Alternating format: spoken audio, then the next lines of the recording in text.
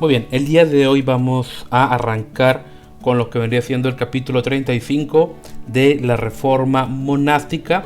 Y en este caso vamos a arrancar, ya saben, como siempre, con una cita especial, en este caso de Bernardo, de Claraval. Y dice así: la historia de Marta y María en el Evangelio muestra que la vida contemplativa ha de preferirse. María escogió la mejor parte, pero la parte de Marta, si es la que nos ha tocado, ha de llevarse con paciencia. Lo que comentaba aquí Bernardo.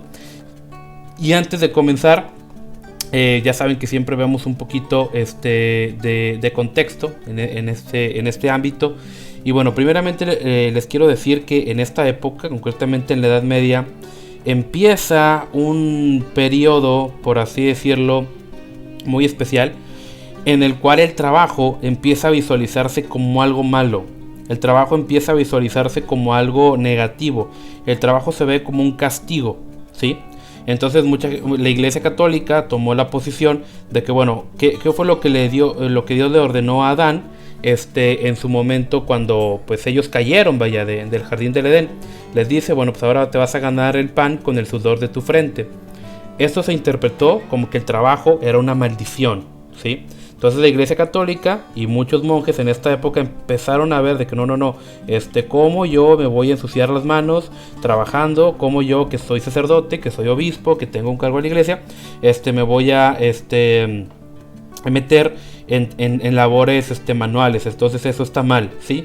Ojo, aquí hay un punto muy importante, porque en toda la cristiandad, o en toda la cristiandad primitiva, lo que tenemos de registro, realmente el trabajo nunca fue visto de esa manera. Al contrario, ¿qué es lo que dice el apóstol Pablo? El que no trabaja, que no coma, ¿sí?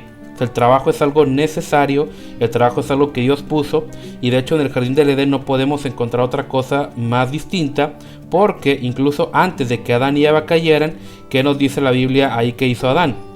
La Biblia nos dice que Dios le dio a Adán la responsabilidad de ponerle nombre a los animales, ¿sí? ¿Y qué fue eso? Trabajo, exactamente. Entonces el trabajo no era una maldición, el trabajo era una bendición y era una responsabilidad. Y esta idea de que el trabajo era una bendición y era un compromiso y que era una responsabilidad que Dios nos había asignado, bueno, esto vino o se rescató en su momento con la Reforma, ¿sí? Porque antes la Iglesia Católica consideraba, de hecho hasta la fecha, muchos movimientos católicos siguen pensando de esa manera, de que el trabajo es algo malo, ¿verdad? Por eso en Latinoamérica la gente es tan floja, por eso en Latinoamérica hay tanto, o el trabajo se ve siempre tan mal. ¿Por qué? Porque hay una cosmovisión mayoritariamente católica, ¿sí?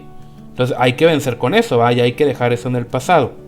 Y porque muchas veces yo estoy seguro que ustedes se preguntarán, oye, pues mejor nos hubiera conquistado los ingleses, ¿verdad? Porque fíjate cómo está ahorita Australia, fíjate cómo Estados Unidos, fíjate por ejemplo Nueva Zelanda, Canadá. Bueno, ahorita ya sabemos que Canadá está muy fea en la cuestión ideológica, pero en su momento Canadá fue un país muy libre, un país evangélico, un país muy bendecido. Entonces pues se preguntarán, bueno, ¿por qué? Bueno, porque esos fueron países que en su momento, ojo, no fueron conquistados, sino que fueron influenciados por la Reforma. Fue muy diferente porque aquí en lo que podríamos considerar Latinoamérica, sí se estableció un gobierno que dependía directamente de España. En cambio, los países ingleses eran un poco más, las colonias inglesas eran un poco más autónomas en algunos aspectos, ¿verdad? Entonces, ¿por qué? Bueno, simplemente porque a los que llegaron ahí fueron gente que traía las ideas de la Reforma. Por eso fue que prosperaron tanto, a pesar de que Estados Unidos tiene mucho menos recursos que México. Nueva Zelanda, Australia, todos los países tienen mucho menos recursos que México. ¿Pero por qué prosperaron? Bueno, pues porque fueron influenciados positivamente por la idea de que el trabajo era una bendición. Y la única manera en la cual tú podías salir adelante era trabajando, ¿sí? Entonces, esa cosmovisión afectó obviamente positivamente a ellos, a nosotros nos afectó negativamente, ¿sí? Entonces, en esta época había muchos problemas. Por un lado, los nobles siempre estaban peleando entre ellos. Ya lo platicamos que en su momento los hijos de Carlomagno se empiezan a pelear por el poder, y esto marca un inicio, porque a partir de ahí y en toda la historia de Europa, ustedes lo van a poder ver cuando vayamos avanzando, en toda la historia de Europa siempre las peleas eran casi que entre parientes, ¿sí? eran entre primos que se peleaban. Oye, que el rey de Inglaterra y el de Francia y el de Rusia y los de Alemania, oye, todos eran de los mismos, ¿sí? La dinastía Romanov, simplemente el zar Nicolás II estaba emparentado con el rey Jorge de Inglaterra, y su esposa era de Alemania, de la realeza alemana, por así decirlo. En su momento hasta los españoles también. De hecho, en su momento, cuando Napoleón conquista Francia, que ojo, mucha gente vean, ay, malvado Napoleón, ¿cómo se dice? Conquistado Francia y demás. Bueno, realmente Napoleón estaba preocupado por los franceses, ¿sí? Entonces, perdón, por los españoles. De hecho, por eso Napoleón, en su momento cuando él toma España, él piensa dejar a la dinastía que estaba, los Borbones, que vendría siendo en su momento Carlos y Fernando VII, pero él ve que son unos incompetentes, ¿sí? Por eso Napoleón pone a su hermano, a José Bonaparte, que en su momento se le dirían Pepe Botella. Él lo pone no porque solamente quisiera consolidar el poder, no, porque él estaba preocupado por los españoles. Y hay registro que Napoleón decía, oye, es que realmente la realeza española son unos completos incompetentes, ¿sí? O sea, no sirven para nada, o sea, son unos completos inútiles. Entonces, por eso Napoleón en su momento pone a su hermano, más que nada más que por otra cuestión, ¿verdad? Obviamente, el invadir un país es malo, o sea, tampoco lo vamos a justificar, ¿verdad? Simplemente les comento esto a manera de historia, porque esta situación política se empieza o tiene su origen aquí, en esta parte. Las peleas entre las dinastías, simplemente por poder, o sea, en vez de que la cristiandad se uniera para progresar, para crecer, o en su momento para combatir a los musulmanes, se unen, pero nada más para pelearse entre unos a otros. O sea, tienen alianzas entre ellos, se peleaban los unos con los otros, y pues bueno, ¿qué le vamos a hacer, verdad? Entonces, muchos eran cristianos de nombre, ¿sí? La verdad, eso sí era. Por un lado, los nobles se peleaban entre sí. Había muchos partidos políticos, por así decirlo, en Roma que se peleaban por el papado. Había muchas peleas, incluso entre la misma iglesia, por ocupar cargos. Ahorita vamos a platicar un poquito más de eso. Lo cierto es de que pues también había uno que otra persona que, pues bueno, sí quería seguir a Dios, pero no sabían cómo. O sea, la iglesia ya era demasiado corrupta. La iglesia solamente se preocupaba por su bienestar político y económico. O sea, realmente no había, por así decirlo, una opción diferente, ¿sí? No había hacia dónde correr. Entonces muchos creían que su fe era la correcta, o que esa manera era lo ideal de vivir la fe, de matarse unos a otros y traicionarse unos a otros.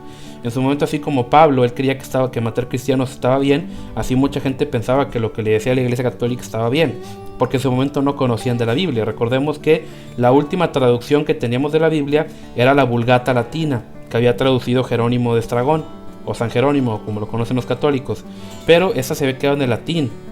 Y cuando Jerónimo murió, el Imperio Romano de Occidente, pues también ya se estaba muriendo también.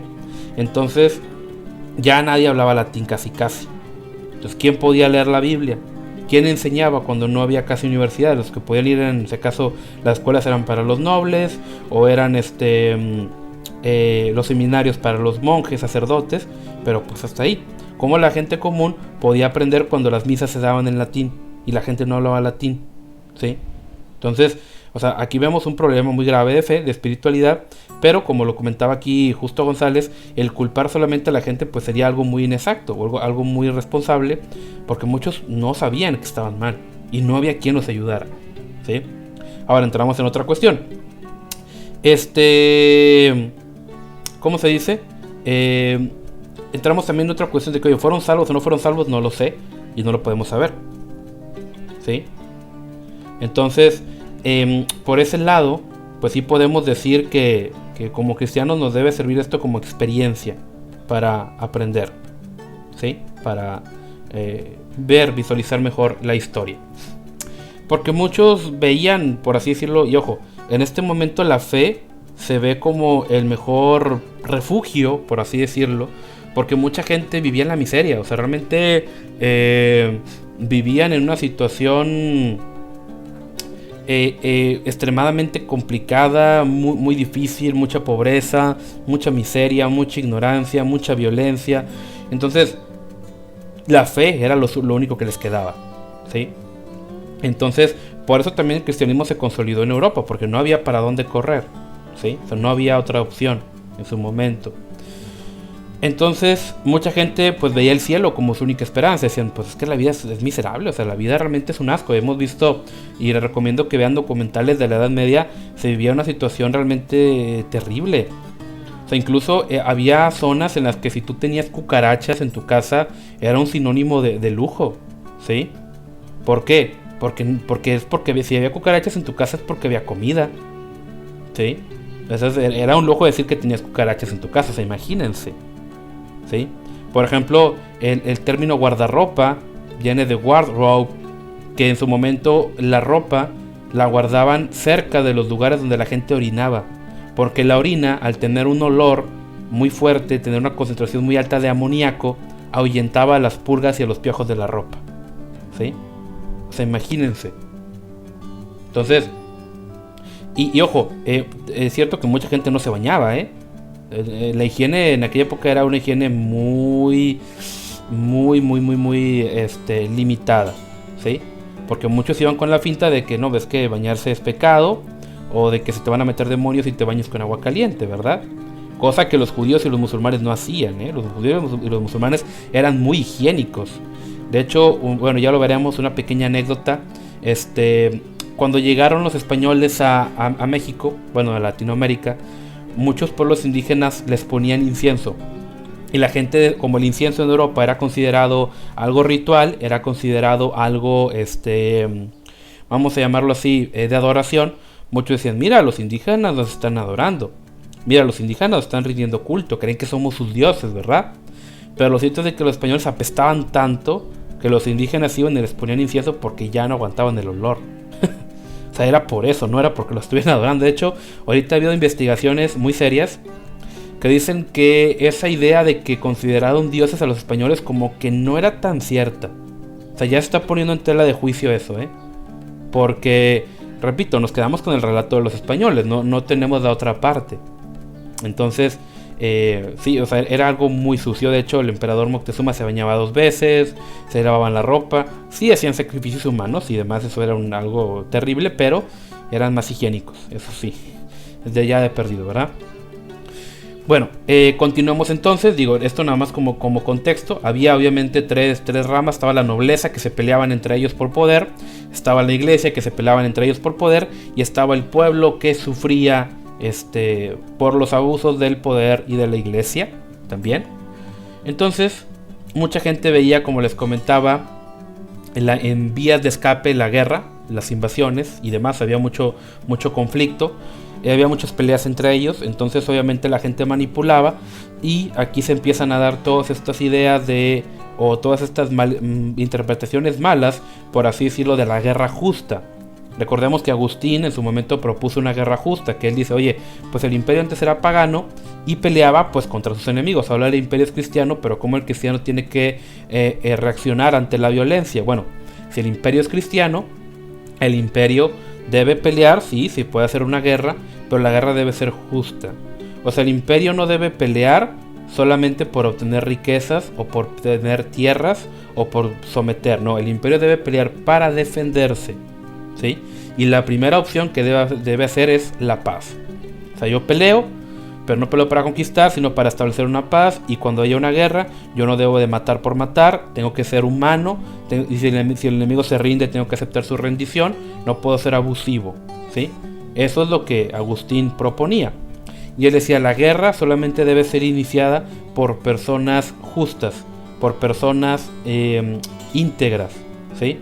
Después obviamente la iglesia católica llega y lo tuerce todo y te dice, no, pues es que la iglesia es el poder divino, es el poder de Dios y lo que tú quieras. Por lo tanto, toda pelea que apruebe la iglesia está bien. Toda la guerra que la iglesia diga que está bien, ¿por qué? Pues porque lo dice la iglesia y se acabó. Algo, o sea, completamente lo opuesto a lo que en su momento comentaba Agustín. Lo que Agustín comentaba era establecer una guerra con límites.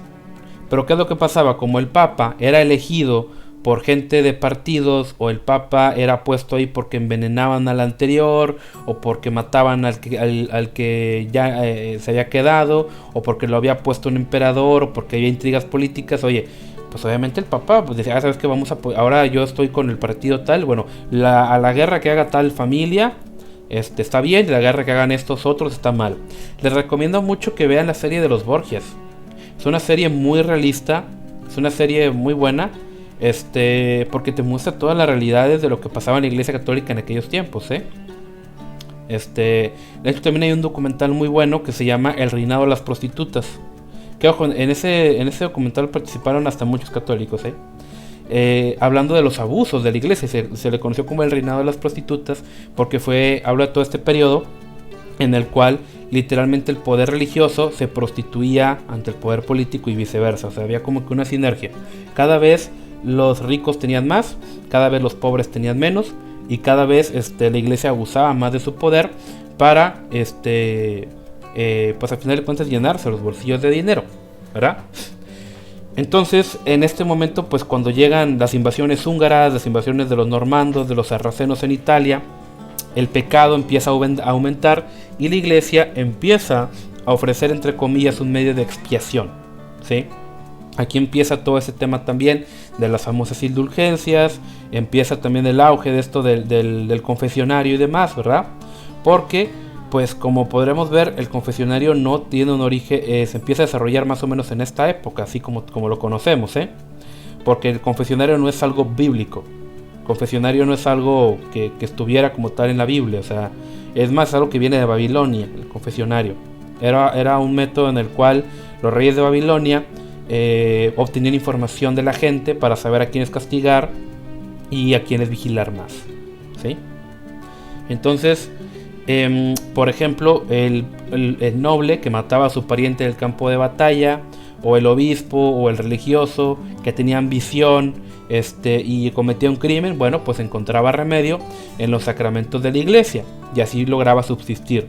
Y ojo, esta fue una de las muchas peleas entre en su momento los reformadores y la iglesia católica, ¿sí? Que pues podemos ver que la iglesia católica, en vez de reconocer su error y cambiar y evolucionar, pues vemos que se quedó en las mismas. No sería hasta el Concilio Vaticano II que hay ciertas mejorías, hay ciertos avances nada más, pero pues obviamente no fue suficiente. De hecho, la iglesia católica en el Concilio Vaticano II va hacia una idea mucho más liberal cada vez. Y de hecho ya ahorita en el mundo católico el liberalismo empieza a predominar, ¿sí? ¿Qué es este liberalismo católico? El liberalismo católico es esta doctrina que te dice, por ejemplo, que el Antiguo Testamento solo es una metáfora, que el Nuevo Testamento incluso podría considerarse una filosofía, incluso ya hay quienes niegan la resurrección corporal de Jesucristo, y pues ya empiezan a ver lo que vendría siendo una idea o el cristianismo como una filosofía. Canadá es donde se ve más esto, más que nada. También hay iglesias evangélicas que han caído en esto, así que no, para que no crean que nada más los católicos. Pero bueno,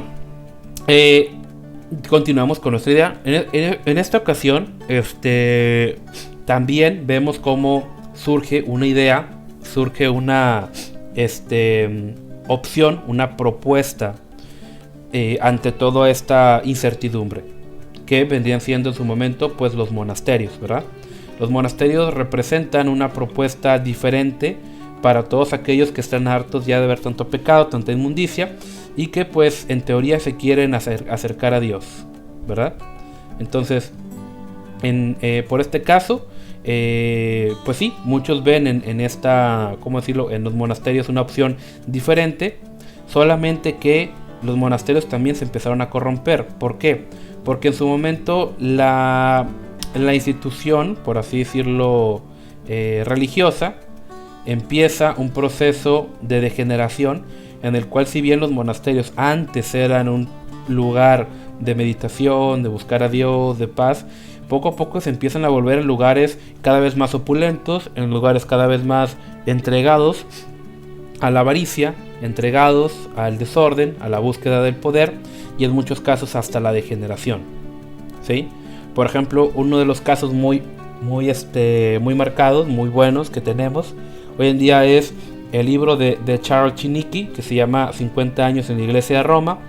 En ese libro habla como Chiniquy, que él estuvo en Canadá en la época de los 1800, en la época del presidente Lincoln, y pues él vivió una época muy convulsa, una época muy complicada, porque él quería buscar a Dios genuinamente, ¿sí? Él quería buscar a Dios genuinamente, y llega un momento en el cual, ¿cómo se dice? En el sentido de que los monasterios, pues ahora sí, están llenos de perversión. Y él comenta cómo dice que él va al monasterio porque quiere buscar de Dios, porque empieza a pasar por una crisis, y él se encuentra con que los monasterios están llenos de homosexualidad, están llenos de alcoholismo, están llenos de vicios, y que incluso por las noches muchas veces el prelado, el líder del monasterio, manda a traer prostitutas, pero las disfrazan de hombres, las meten al monasterio y pues hacen ahí sus orgías, ¿verdad? Y sus actos aberrantes, ¿verdad? Y esto es algo muy común. Y él dice que él estuvo en muchos monasterios y que realmente esto era la regla, no era la excepción, era la regla a lo que estaba pasando. Alcoholismo, vicios, homosexualidad, degeneración y demás, ¿verdad? De hecho, hay muchos monasterios. De hecho, se han descubierto algunos hallazgos. Ahí les pasé las revistas de Alberto y lo pueden ver. Se han descubierto monasterios en los cuales hay mucha cantidad de abortos, mucha cantidad de abortos, mucha cantidad de fetos, incluso niños enterrados en monasterios. ¿Por qué? Porque se embarazan las monjas, se embarazan de los sacerdotes y demás, y pues obviamente hay que abortar, porque no puede salir un escándalo de que pues hubo embarazos dentro de la iglesia, ¿verdad? Uno de los muchos daños que le ha hecho el celibato a la iglesia católica, ¿sí? Entonces, muchas veces los nobles o los obispos, que eran los protectores de los monasterios, pues solamente los usaban para sus propios fines. Y la abadía, el líder del monasterio, pues ya era un objeto de codicia.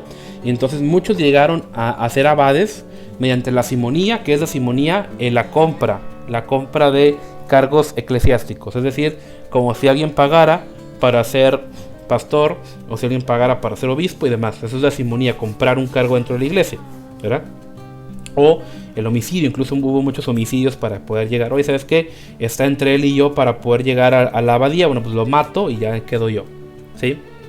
En este punto vemos cómo la regla de San Benito pues cada vez se cumple menos. ¿Cuáles eran las reglas o la regla de San Benito? Bueno, había varias cuestiones. Por ejemplo, estaba primero que Benito establece un reglamento o establece una metodología para poder ser monje o para poder establecer un monasterio. Entonces Benito dice, bueno, establezcamos un monasterio, pero el monasterio va a tener espacios de oración, de lectura de la Biblia, de meditación, de trabajo. Vamos a trabajar, vamos a cocinar, vamos a cultivar nuestros alimentos, vamos a comer carne también. O sea, no vamos a privarnos de comer carne, pero moderadamente. O sea, cuando alguien esté débil, que coma carne, pero si alguien está fuerte y no lo necesita, pues no, que no coma carne. O sea, porque la carne es un lujo, solamente la comeremos cuando sea necesario, ¿verdad? Entonces habrá camas, habrá higiene, habrá zonas bien específicas, bien establecidas y demás. Entonces Benito establece un orden. En su momento les encargué que lo leyeran. No lo vimos en la clase porque para irnos más rápido, pero les encargué que lo leyeran. Si quieren no pueden volver a repasar lo que venía siendo el monaquismo benedictino. Porque mientras los monjes de Oriente sí eran monjes que vivían una vida muy extrema en cuanto a su monaquismo, o sea, es decir, vivían apartados, vivían sucios, pasaban hambre, pasaban frío. Benito dice, no tenemos por qué sufrir así, o sea, está bien que nos apartemos, pero que sea un monaquismo más equilibrado, ¿verdad? Entonces, vemos cómo ya empieza la necesidad de una reforma, porque lo que en su momento Benito estableció ya se murió, ¿sí? Entonces, empieza lo que se conoció como la reforma cluniacense, porque en Cluny fue donde empieza esta idea, porque en el año 909, que fue el duque Guillermo III de Aquitania, funda un pequeño monasterio, porque era muy común que en los nobles también fundaran sus monasterios, ¿verdad? Entonces, él funda un nuevo monasterio, y pues por providencia, por así decirlo, trajo a un monje que se llamó Bernón, que era una de las poquitas personas que sí aplicaba bien las reglas de Benito.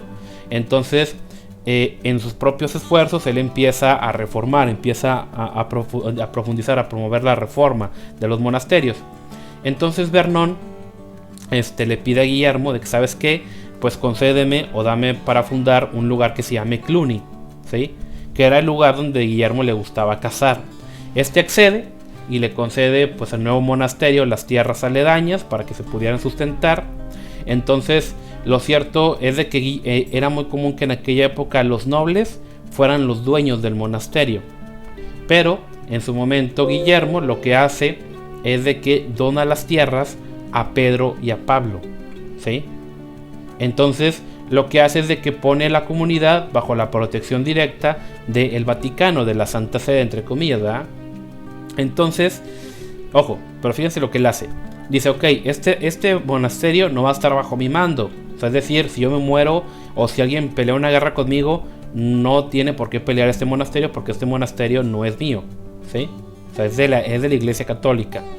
Pero lo que pasa es de que en este momento el Vaticano estaba pasando pues por una de sus peores épocas, ¿verdad? Porque simplemente pues, estaban matando entre ellos y todos querían el poder. Pero lo que él hace es de que prohíbe que el papado utilice a Cluny para sus propios fines. O sea, Guillermo prohíbe que el papa o cualquiera de la gente del papa pudiera invadir o pudiera tomar el monasterio. Porque dijo, no. O sea, el monasterio está bajo protección de la Santa Sede, pero yo se lo doné a los santos Pedro y Pablo, ¿sí? O sea, fíjense lo que fue muy listo Guillermo, ¿sí? Porque dijo, sí, está bajo protección del Vaticano, pero el monasterio pertenece a Pedro y a Pablo. O sea, ningún señor feudal, ningún obispo cercano puede reclamar las tierras de aquí. Solamente en papel están bajo el poder bajo la administración de la Iglesia Católica, ¿sí? Bernón gobernó Cluny hasta el año 926 y se conservan pues poquitos datos, ¿sí? Cluny fue un monasterio que sí creció mucho, le empezó a ir muy bien, pero realmente Bernón nos cuenta la historia que pues él reformó muchos monasterios. Hubo muchas personas o muchos líderes, vamos a llamarlo así, de renombre en este monasterio, como lo fue Odón, Aymardo, Mayol, Odilon, Hugo, que fueron muchos abades comprometidos. O sea, fueron de las poquitas personas que realmente estaban comprometidas a ejercer un cambio, a no abusar, ¿sí? Después llegó otro abad que se llamó Poncio. Poncio sí fue una persona más corrupta, pero cuando llegó Pedro, que se le puso el venerable, pues le regresó a Cluny algo de su antigua gloria, por así decirlo, que había perdido, ¿sí? Entonces llegó un punto en el cual pues Cluny fue un buen ejemplo y empezó una reforma o un movimiento de los segundos Clunys, ¿sí? Es decir, dependían de Cluny, pero muchos monasterios empezaron a adoptar el ideal que se había establecido ahí en Cluny, ¿sí? Es decir, de trabajo, de orden, disciplina, consagración, pero también moderación, ¿sí? Entonces establecen como que una red de monasterios en los cuales no hay claramente, pues ahora sí que una jerarquía, pero pues sí hay, por así decirlo, un común acuerdo y una comunidad que empiezan a trabajar juntos. Y aquí me gustaría recalcar esto, que en ningún momento de la historia, desde que Cristo subió al cielo y se funda la iglesia cristiana, en ningún momento la cristiandad se corrompió por completo. Sí, que los papas eran corruptos, sí, que había reyes corruptos, que había obispos y que había monjes corruptos y malvados, sí, pero siempre hubo pequeñas comunidades de cristianos que sobrevivieron a esto. Incluso en los monasterios, oye, pero es que esos eran católicos, sí, porque no había de otra, sí. Pero siempre Dios guardó un pequeño remanente que en su momento pudiera guardar la palabra, ¿sí? Que en su momento pudiera guardar la fe. Muchos murieron por eso, ¿sí? En toda la historia. Y de hecho, los reformadores salen de la Iglesia Católica, ¿sí? O sea, tenemos que entender eso también. O sea, que al final de cuentas salen de ahí y de los reformadores también salimos nosotros. Entonces, Dios siempre guardó un pequeño remanente, ¿sí? Entonces se comenta que en Cluny incluso llegó un momento en el cual se cantaban 38 salmos al día. De aquí salen estos famosos cantos gregorianos, el famoso Dorime y demás. De aquí vienen, de este tiempo. Pero llegó un punto en el cual los oficios de Cluny cada vez se empiezan a dedicar a lo que ellos llamaban el oficio divino, ¿sí? Entonces dejan a un lado el trabajo manual, que ojo, el trabajo manual sí era un elemento muy importante en la tradición benedictina, o sea, del monje Benito. Benito decía de que no, si quieres dedicarte a las cosas de Dios, no te vas a quedar de flojo, ¿sí? No, tienes que trabajar, porque el trabajo dignifica, ¿sí? Tienes que cultivar tu comida, tienes que remendar tu ropa, tienes que apoyar en el monasterio, ya sea como en el mantenimiento y demás. O sea, tienes que trabajar. O sea, el trabajo es parte de... Que en su momento los orientales así lo hacían, ¿eh? Los monasterios orientales era muy común de que, oye, vamos a hacer canastas, hagamos zapatos, vendamos esto, y del dinero que obtengamos no nos vayamos a los lujos. Del dinero que tengamos simplemente sobrevivamos, tengamos lo necesario y ayudemos a los pobres con el resto, ¿sí? Entonces vemos que sí, en Oriente se mantuvo como que esa tradición, pero en Occidente cada vez se empiezan a corromper cada vez más, ¿sí? Después llegaron a la conclusión de que no, es que si eres un monje, tu labor es orar y alabar a Dios. No hay que enlodarse con el trabajo del campo, ¿sí? En su inicio y por mucho tiempo, Cluny sí fue una luz en medio de oscuridad en cuanto a la reforma, ¿sí? De hecho, muchos monjes en Cluny empezaron a soñar con que la iglesia necesitaba una reforma, ¿sí? Por eso, cuando hablamos de la reforma protestante, allá por el 1500, no nos podemos quedar ahí. Yo veo de que siempre es necesario entender y ver que el sueño o el ideal de una reforma nace en el momento más oscuro de la Edad Media, ¿sí? 500 años antes de la reforma. O sea, ya nace una idea de que es necesario reformar, ¿sí? E incluso más para atrás, ¿verdad? Yo pienso que la reforma nace cuando llega Constantino. Cuando Constantino llega y se mete, y el poder político se mete con el poder religioso, y que la gente dice esto no está bien, ahí es la semilla de la reforma, que empezó a germinar y empezó a dar fruto con Lutero, con Calvino, con Zwinglio, y que en su momento con Wesley, con Seymour y demás,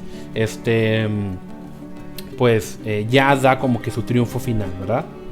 Entonces, en este momento, en esta época oscura, pues sí es necesario que surgiera una contraparte, que surgiera algo de luz, ¿sí? Entonces, en contraste con toda esta corrupción que había en el siglo X, en el siglo XI, el movimiento de Cluny, los cluniacenses, dan una luz en medio de esta oscuridad, un amanecer, por así decir, un nuevo amanecer. Entonces, en el siglo XI, que ya empieza a concebirse la idea de una reforma, surge sale lo que vendría siendo Bruno de Tula, que él va como peregrino a Roma. Él va a tomar la tiara y el título de León IX, y tanto él como sus acompañantes van imbuidos del ideal de reformar la iglesia, ¿sí? O sea, de llevar a Cluny a Roma y de ahí reformar la iglesia entera.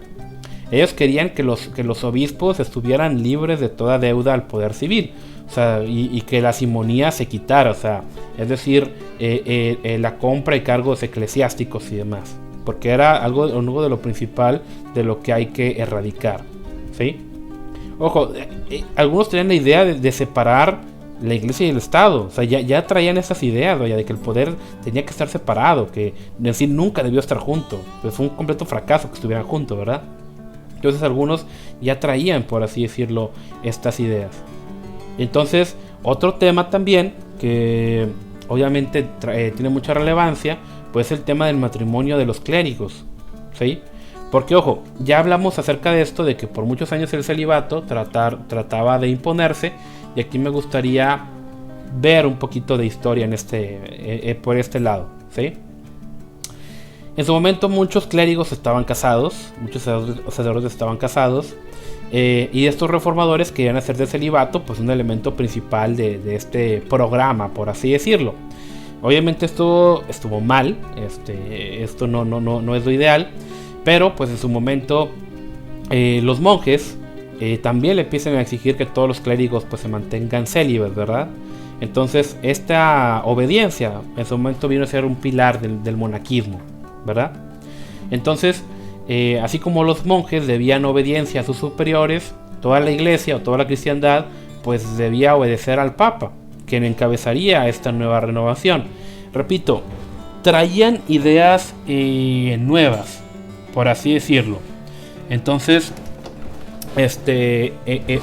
por ese lado, sí hay cosas buenas, hay cosas obviamente que no estaban tan bien. Por ejemplo, ellos pensaron, oye, y si el Papa tiene todo el poder y el Papa es bueno, o así tenemos un buen Papa, pues entonces la cristiandad va a poder crecer, la cristiandad va a poder avanzar. Pero, ¿y qué onda si el Papa es malo? Y le das todo el poder. Es el gran problema, o sea que no dimensionaron bien esto. Dijeron, reformemos la iglesia y demos por hecho que a partir de ahora todo va a estar bien. Y pues bueno, ahí queda, ¿verdad? O ahí, de esta manera vamos a lograr la transformación de la iglesia, ¿verdad? Entonces, vamos a hacer lo siguiente. En este caso, pues sí, podemos ver de que el tema del celibato pues fue un tema muy, por así decirlo, muy polémico. Podemos ver algunos rasgos. Por ejemplo, me gustaría empezar aquí de Agustín. Agustín en el 401, cuando dice que nada hay tan poderoso para envilecer el espíritu de un hombre como las caricias de una mujer. Y aquí también hay otro tema muy importante, y es de que en su momento la Iglesia Católica ve a la mujer en muchos de los casos como un estorbo, ¿sí? Porque ven a la mujer como de que, ¿sabes qué? La mujer solamente te induce a pecar, la mujer solamente es un estorbo, por ella vino el pecado de Adán, por ella Eva pecó, o sea, pues, es decir, por la mujer. Entonces la mujer está mal, o sea, con que la mujer nunca ocupó un cargo especial o no ocupó un lugar especial dentro de la congregación. En cambio, cuando llega la reforma empieza a reconsiderar, darle o dignificar a la mujer otra vez, ¿verdad? Como sí lo hizo la iglesia primitiva. De hecho, en el concilio de Tours, en el año 567, se establece que todo clérigo que sea hallado en la cama con su esposa será excomulgado por un año y reducido al estado laico. El Papa Pelagio II dice que ¿sabes qué? Pues no hay problema con los sacerdotes casados, solamente no den la propiedad de la iglesia a sus esposas y a sus hijos, ¿sí? El Papa Gregorio, que fue el grande, ya hablamos de él, dice que todo deseo sexual es malo en sí mismo. O sea, insinuando aquí que el deseo sexual es diabólico, cuando bíblicamente esto no es así. En Francia, fíjense, en Francia, en el siglo VII, los documentos demuestran que la mayoría de los sacerdotes eran casados, ¿sí? San Bonifacio, para la Iglesia Católica, informa al Papa que en Alemania casi ningún obispo o sacerdote es célibe. Y en el año 836, el concilio Aixla de Chapelle admite abiertamente que los conventos y monasterios se han realizado abortos e infanticidios para encubrir actividades de clérigos que no practican el celibato. O sea, en el siglo IX ya empieza ya hay registro. No sabemos cuándo empezó, pero ya hay un registro de que ya se mataban niños. Infanticidio es matar niños y aborto es matar antes de nacer. Porque se practicaban ya infanticidios, ¿verdad? Y porque había embarazos. Y ya vemos más, por así decirlo, más documentos. Por ejemplo, Gregorio VII, cuando dice que los sacerdotes primero deben escapar de las garras de sus esposas, o sea, diciendo que es pecado eso, ¿verdad?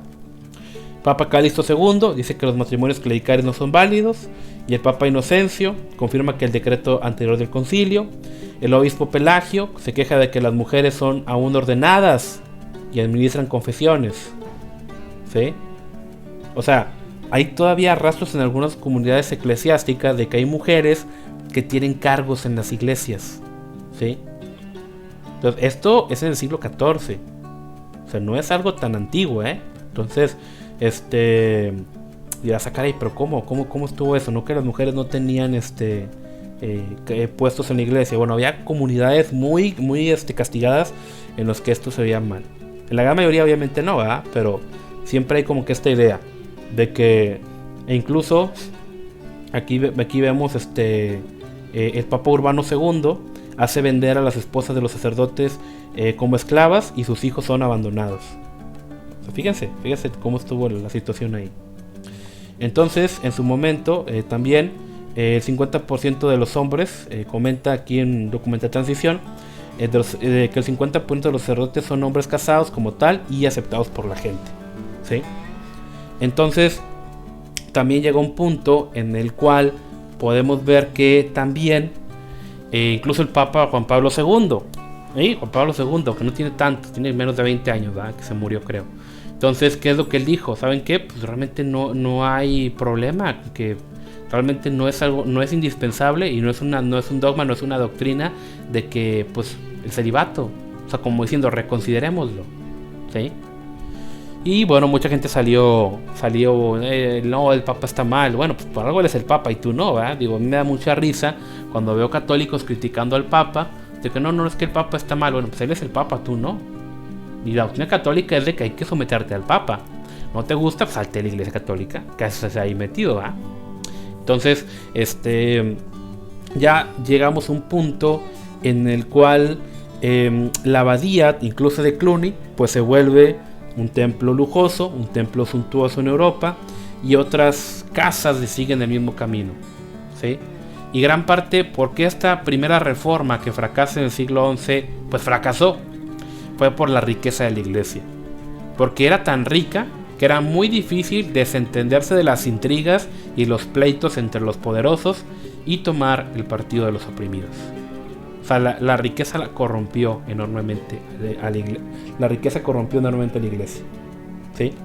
Después llega la reforma cisterciense, en el cual muchos tratan de volver otra vez a la regla, por así decirlo, de Benito. Vuelve a haber otro grupo. Entonces vuelve Pedro Damiano, que él justamente dice, oye, ¿sabes qué? Pues hay que irnos a la suficiencia, o sea, es decir, debemos que vivir una vida en la que solamente tengamos lo suficiente, ¿sí? Y esto nos lleva concretamente a Roberto de Molesme, que él abandona el convento o el monasterio donde está y funda un nuevo en Citox. Y viene del nombre latino Cisternium, que deriva de cisterciense. Entonces Roberto, por orden del Papa, tiene que regresar a Molesme, pero en Citox queda un pequeño núcleo de monjes que deciden continuar con la obra de Roberto. Entonces el próximo abad, Alberico, logra que el Papa Pascual II en el año 1110 coloca en este monasterio baja la protección de la Santa Sede, así como lo estaba Cluny, ¿sí? Entonces Esteban Harding, que fue el sucesor de Alberico, continúa creciendo y funda una nueva comunidad en La Ferté. Después llega lo que venía siendo Bernardo de Claraval, que fue del que leímos lo primero ahorita en la cita. Él tenía 23 años cuando va a Citox y solicita entrar con varios de sus parientes y amigos, ¿sí? Entonces, fíjense, logró convencer a parientes y amigos de que se unieran con él en el monasterio, ¿sí? Pocos años después eran ya tantos monjes que Bernardo recibe instrucciones de fundar una nueva comunidad en Claraval, ¿sí? Este nuevo monasterio pues se funda con ideales también altos y llegó a ser famoso por ser un predicador muy bueno e incluso le pusieron el sobrenombre de Doctor Melifluo, ¿sí? Porque hablaba mucho de la devoción, hablaba mucho de la santidad y pues realmente mucha gente vio de buena gana estas ideas de Bernardo y pues llegó a tal punto en el cual que él siempre quería, por así decirlo, buscar la vida de contemplación, o sea, la vida de meditación, la vida monástica, la vida tranquila, la vida de paz, por así decirlo, y demás.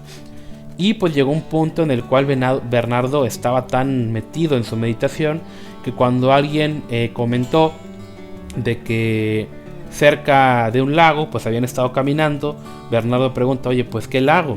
O sea, él estaba tan metido en su meditación que ni siquiera prestaba atención al entorno natural que lo rodeaba. Y él comentó que María era mejor que Marta en el sentido de que, oye, María eligió seguir a Cristo en vez de trabajar o en vez de enfocarse en las cosas de la casa. Que es cierto, obviamente seguir a Dios es mejor que cualquier otra cosa, pero también Dios nos manda a ser responsables con el trabajo, ¿verdad? Entonces, él insistía en que había que llevar una vida sencilla, pero para poder llevar una vida sencilla, pues obviamente hay que trabajar. Después, ya en esta época, los monjes en Cluny, pues ya decían que ellos no trabajaban porque no querían que las vestimentas con las que ellos adoraban a Dios pues se enlodaran. Pues ahora sí que los cistercienses pensaban que todo, por así decirlo, que todo lo teñido de las vestiduras era un lujo superfluo, o sea, era un lujo andar siempre limpio. Por eso se les conoció a los clunienses como los monjes blancos, ¿sí? O les decían en tono despectivo. Después ellos promulgaban que siempre debería haber sencillez, ¿sí? Y debían evitar la centralización, como lo que pasó en Cluny. Es decir, debemos evitar depender de otros monasterios, porque si otros se corrompen, pues también nos van a corromper a nosotros, ¿sí? Entonces la rama de los monasterios cistercienses eran relativamente independientes, pero había vínculos y había conferencias anuales, ¿verdad?, en las que los abades se reunían, ¿sí? Entonces, lo cierto es de que había abades que tenían cierta autoridad sobre otros, pero era casi que independiente, ¿sí?